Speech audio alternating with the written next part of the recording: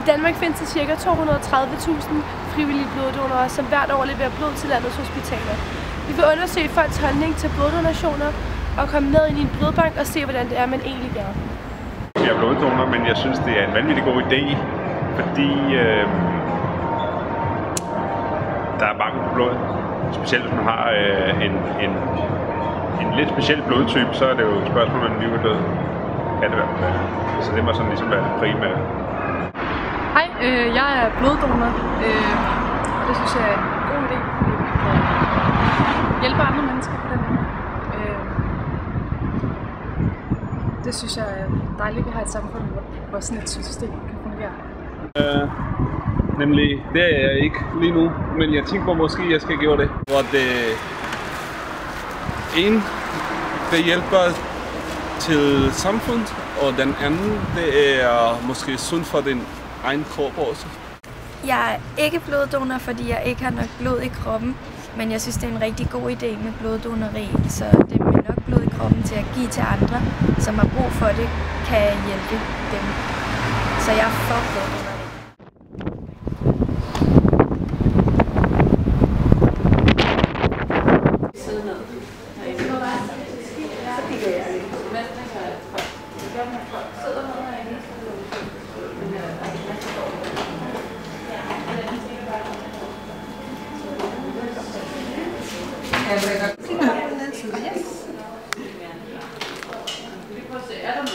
Så laver jeg en skole.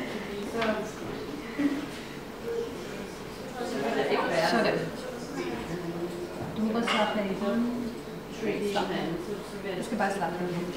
Godt.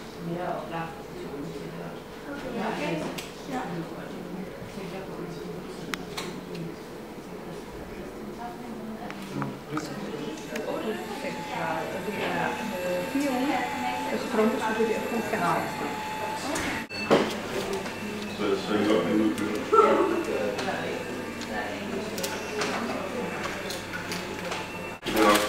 Det var okay. Det var tak. Så får du også det senere. Det var ikke så slemt, som jeg havde troet. Jeg har ikke selv set det nu, så jeg tror, det er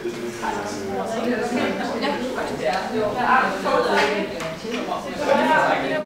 Den gruppe af patienter, der modtager størst mængde af bloddonation, det er kræftpatienter, der får ca. 40%.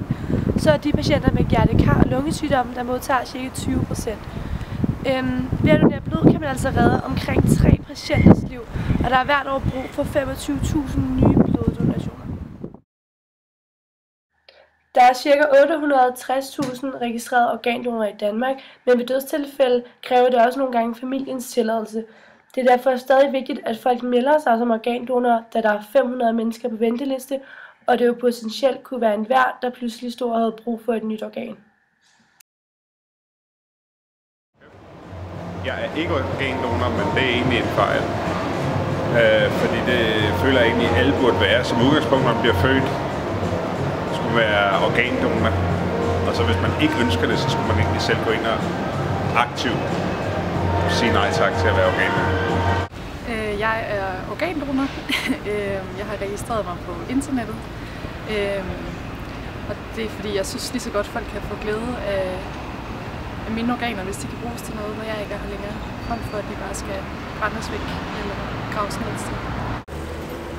Jeg er for organdoneri også. Det har jeg også selv skrevet mig op til, hvis jeg dør sådan en bilulykke eller et eller andet, så vil jeg gerne være organdonor.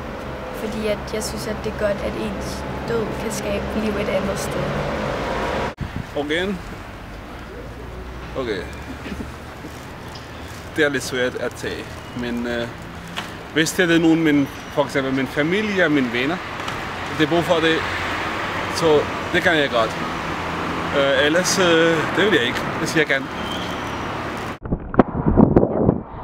Det er jeg ikke, men jeg tror egentlig, det er lidt dovenskab, at jeg ikke har fået tilmeldt mig endnu. Faktisk så synes jeg, det burde være obligatorisk, sådan at man fremmelder sig det i stedet for.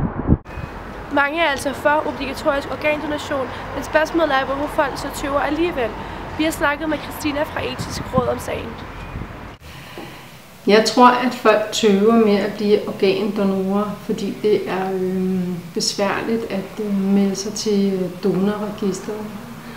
Jeg kan egentlig forestille mig, at der er mange mennesker, som egentlig rigtig gerne vil være organdonorer, men som simpelthen ikke rigtig lige får taget sig sammen til at melde sig til i sådan en travl hverdag.